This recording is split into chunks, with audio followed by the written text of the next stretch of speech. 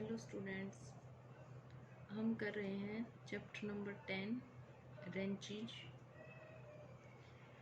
इसमें देखिए हमने स्टार्टिंग वाले चैप्टर्स में सीखा है कि नंबर ऑफ फोर्सेस को हम एक रिजल्टेंट फोर्स में चेंज कर सकते हैं। फर्स्ट चैप्टर में हमने ऐसा किया था, तो दोनों का जो मैग्नीट्यूड है वो सेम होगा।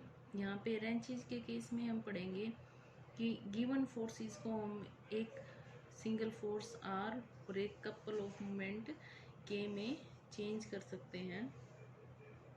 तो ये जो कपल है आर और के का, सिंगल फोर्स को हम आर से रिप्रेजेंट करेंगे और कपल ऑफ मोमेंट को के से। इन दोनों को हम साथ में बोलेंगे wrench of the system. First theorem आपकी देखिए, इसको हमें बहुत ही ध्यान से करना है। पूरा चैप्टर इसी पे है, इसी थ्योरम पे बेस्ड है पूरा चैप्टर।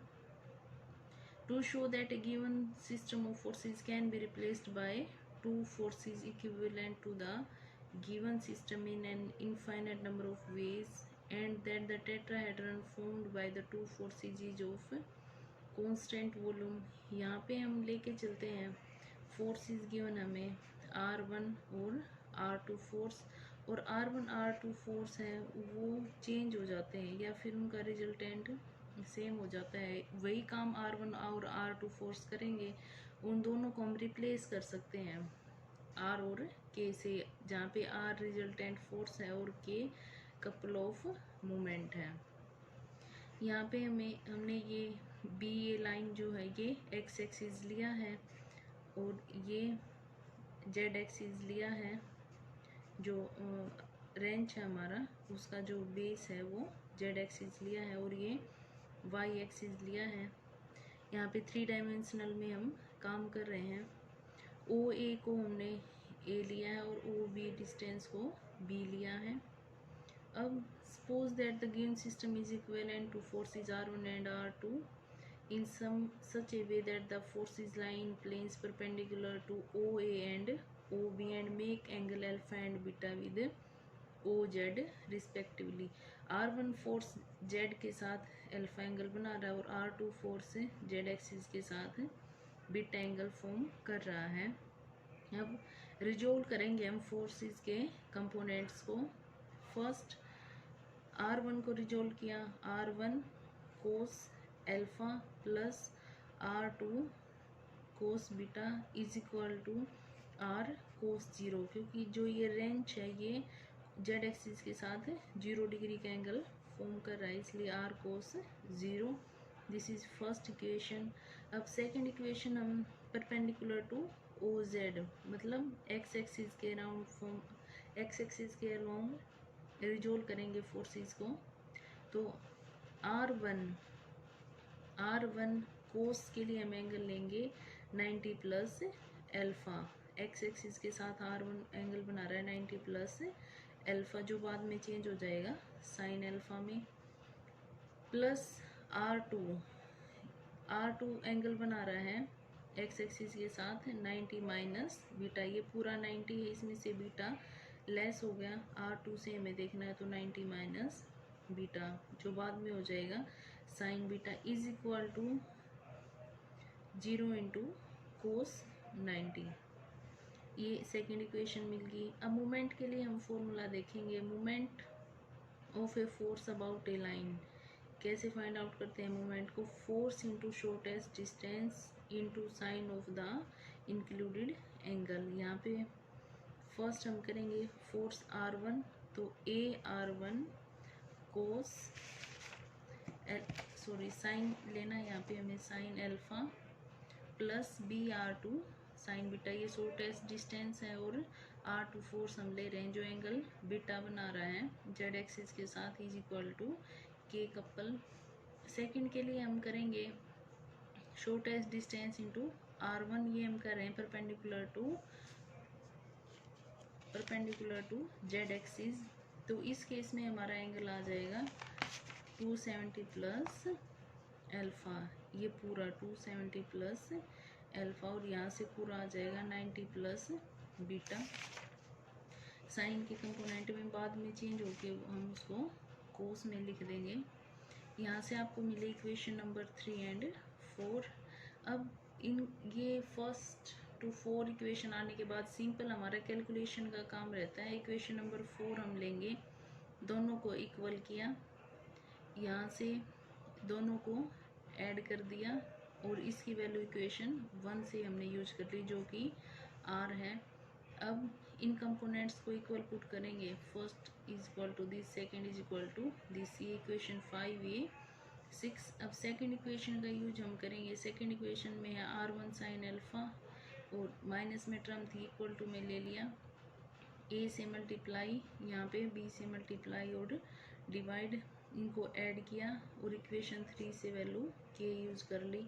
यहाँ पे फिर से इसको भी इक्वल टू दिस पुट करेंगे और सेकंड मेंबर को भी इक्वल टू दिस पुट करेंगे। अब फ्रॉम 5 एंड 7, 5 और 7 से यहाँ पे r1 है, यहाँ भी r1 है दोनों में, तो दोनों इक्वेशंस का स्क्वायर करके ऐड कर देंगे, वहाँ से r1 स्क्वायर की वैल्यू मिलेगी और डिवाइड करेंगे तो 10 अल्फा मिलेगा। सिमिलरली 6 और 8 में दोनों r2 की टर्म्स हैं, तो उनको स्क्वायर करके ऐड करेंगे, वहाँ से r2 स्क्वायर मिलेगा और 10 बीटा की वैल्यू मिलेगी। ये वैल्यूज आपको फाइंड आउट करनी थी। नेक्स्ट आपको शो करना है कि वॉल्यूम ऑफ टेट्राहेड्रन कांस्टेंट है। ये फॉर्मूला लिखा 1/3 area of triangle ABC and perpendicular D। Triangle का फॉर्मूला लिखा, ये परपेंडिकुलर की वैल्यू हमने राइट एंगल ट्रायंगल से निकाली। अब AB की वैल्यू है A + B और AC है आपका फोर्स R1, BD है फोर्स R2, ये एज इट इज़ लिख दिया। अब यहाँ पे साइन A + B का फॉर्मूला हमने ओपन किया, ओपन करने के बाद जो टर्म्स आ रही हैं वहाँ पे वैल्यूज पुट कर दी अपर इक्वेशन से, तो आपकी वॉल्यूम आ जाएगी KR/6 जो कि एक कांस्टेंट वैल्यू है। हमारा नेक्स्ट आर्टिकल है resultant range of 2 given range. इसमें आपको 2 रेंज गिवन है, फर्स्ट है R1 K1 और सेकंड है R2 K2। ये है AC के लॉन्ग और ये है BC के लॉन्ग। नेक्स्ट है हमारा article resultant range of 2 given ranges. यहाँ पे हमें 2 रेंज गिवन है, R1 K1 जो एक्ट कर रहा है अलोंग AC और R2 K2 अलोंग BD, और इनका रिजल्टेंट रेंज है RK जो है अलोंग Z एक्सिस की। ये X एक्सिस है, ये Y एक्सिस है। A भी लेंथ को हमने A माना है, इस पार्ट को X ले लिया तो ये हो जाएगा A - X। R1 K1 Z axis के साथ अल्फा एंगल बना रहा है और जो R1 और R2 है उन दोनों के बीच का एंगल है थीटा, तो ये एंगल हो जाएगा थीटा - अल्फा। ये सारी इंफॉर्मेशन इसमें है। अब हम स्टार्ट करेंगे resolving forces along and perpendicular to OZ। जब अलोंग रिजॉल्व करेंगे तो R1 cos alpha plus R2 cos theta minus alpha is equal to R cos 0, ये फर्स्ट इक्वेशन आएगी। सेकंड, मोमेंट्स को जब हम रिजॉल्व करेंगे, moments along and perpendicular to OZ, तो K is equal to K1 cos alpha plus K2 cos theta minus alpha plus XR1 shortest distance into R1 और साथ में साइन अल्फा प्लस ये shortest distance A - X into R2 और sign theta minus alpha. Perpendicular जब हम resolve करेंगे तो यहाँ पे K1 परपेंडिकुलर के केस में साइन की टर्म्स आ जाएंगी और मोमेंट के लिए परपेंडिकुलर टू OZ लेंगे तो -XR1 कोस अल्फा और यहाँ पे A - X cos theta minus alpha, ये टर्म्स आ जाएंगे। यहाँ से हमें मिली 1 to 4 इक्वेशंस। अब कुछ कैलकुलेशंस हैं, स्केयरिंग 1 and 2 और ऐड करना है, 1 और 2 को स्केयर करके ऐड किया, यहाँ से इक्वेशन 5 मिली। अब इक्वेशन 1 और 2 को 3 में यूज करें, जहाँ भी वैल्यूज यूज होती है 1 और 2 की उसको पुट करेंगे, यहाँ से इक्वेशन नंबर 6 मिली। अब 1 और 2 को इक्वेशन 4 में यूज करने के बाद इक्वेशन नंबर 7 आ रही है। अब हमारा मेन मोटिव है रिजल्टेंट रेंज को फाइंड आउट करना, मतलब RK को फाइंड आउट करना और स्मॉल x को। इक्वेशन नंबर 2 से हमने लिया R1 sine alpha is equal to R2 sine theta minus alpha. इस फॉर्मूले को ओपन किया, यहाँ से R1 साइन अल्फा और कोस अल्फा को सेपरेट किया, वैल्यूज़ को क्रॉस मल्टीप्लिकेशन में करके लिख दिया। अब इन दोनों को स्क्वायर करके ऐड किया और अंडर रूट कर दिया, ऊपर भी और नीचे भी।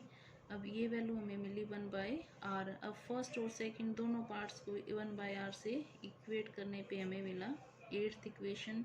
अब 6th इक्वेशन का यूज़ करके हमने फ्रॉम 6 इक्वेशन ली, वहाँ पे k1 और साइन अल्फा और कोस अल्फा दोनों को सेपरेट किया, फिर उसको r से मल्टीप्लाई किया।